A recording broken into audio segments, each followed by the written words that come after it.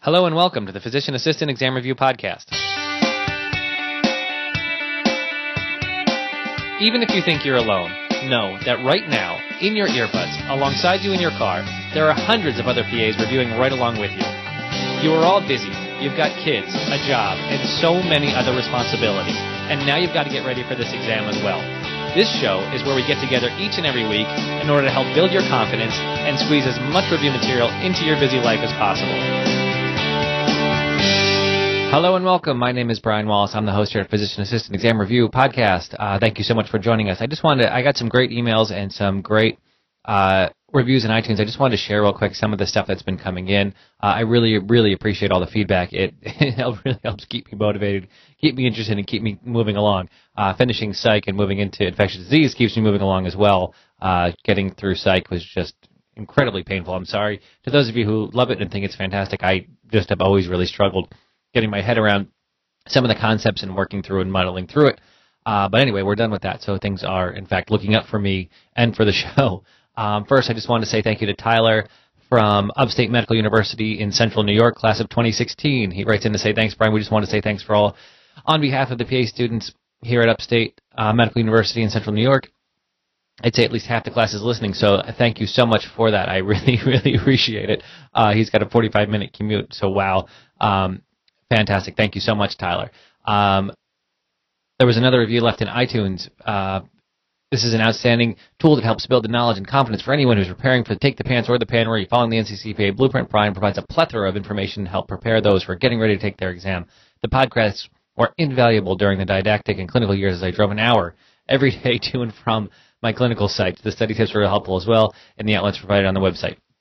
I really recommend using Physician Assistant Exam Review Podcast website as well as the final step. And then JCM77 writes, I never listened to podcasts ever until a classmate suggested it. We're first-year students here, and lots of us in the class actually listen to this. I personally like it because I can listen to it while commuting to school and even while cooking. I'm sort of not a big fan of the intro music. Yeah, I've heard that once or twice. And sometimes the intros can be a little bit long. I just want to jump into it. But honestly, I really love this podcast. Thank you so much for helping me. And he'll help clarifying what seemed complicated when it was taught in our class. So I just want to say thank you for those of you who have been leaving those reviews. Lindsay says, great way to review. I used to use them to study at the end of my rotation exams for the PACRAT and for the PANCE, which I passed. Thanks, Brian, for taking the time to write such thorough reviews. They were great to listen to on my commutes to and from my rotation. So congratulations on passing your PANCE, Lindsay. I guess it might be Lindsay. It's Lynn's PA-C. Hard to tell in the iTunes names. But thank you so much for all that feedback. It really does mean a lot and keeps me motivated, keeps me working hard to put this material out for you. So again, thank you all for that. So anyway, in an interest of cutting things short and moving on to the information, we've been covering infectious disease, so today will be no different. We finished up with fungal infections last week, excuse me, and this week we are going to jump into bacterial infections.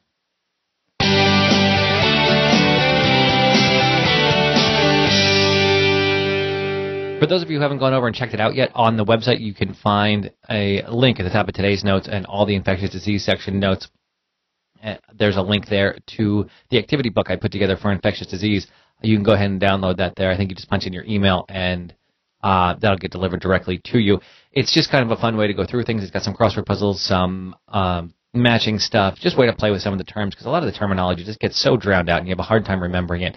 It's a way just to practice with those terms and make them familiar to you. So something you might want to go ahead and check out back on the website. Again, any of the infectious disease category will have that link pretty prominent for you.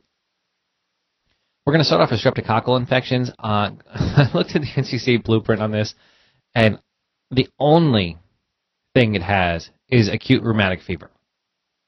Now, if you've been listening to the show for any length of time, you know that I am very much a big fan of cutting down to only the most important things, of making sure we skip things that don't really matter, the things that are hard for us to learn, the things that won't be very important on the exam. The example I use is I didn't bother to learn or memorize any of the vaccination schedules. It's not to say I don't think vaccinations are useful or important. It's to say for me to memorize that, the time involved would have been ludicrous. I don't do a good job memorizing things like that. And the payoff would have been very, very low. Was it going to be one question out of 300? I just didn't see the value in it. So I believe strongly in cutting things out.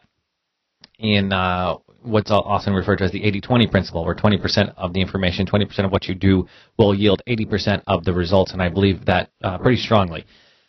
That being said, so I've been following the NCCA blueprint very closely, but that being said, for this section, I'm going to veer off just a little bit.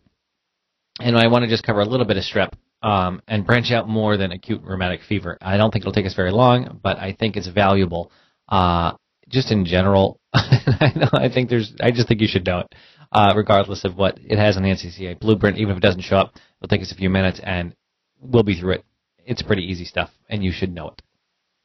So we're going to start with streptococcus. Like I said, things you should know. This is a gram-positive cocci in chains, catalase positive. I actually have a pretty cool image of it up on the website.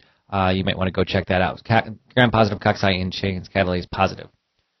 Then we're going to just go through some of the different infections it can cause. So pharyngitis is number one. The majority of pharyngitis is caused by viral infections, not by streptococcus. Most of you have had this drilled into your heads, and this is in fact true. The majority are caused by viral infections. However, the most important bacteria for pharyngitis is Strep pyogenes, and that's what we are treating when we give antibiotics. Reasons patients present: sudden onset of sore throat, odonophagia, and fever and chills. On physical exam, they have a fever, tonsillopharyngeal erythema. I knew I would struggle with that term when I wrote it down. Tonsillopharyngeal erythema, red throat. Exudates: beefy, red, swollen uvula. Tender anterior cervical lymphadenopathy and petechia on the palate are things you're looking for. The diagnosis here can be extremely difficult to distinguish between viral and bacterial just through clinical exam. Really not the best way to do it. You're going to do a rapid antigen test and cultures for a actual diagnosis. Treatment as antibiotic treatment should only be used for confirmed cases.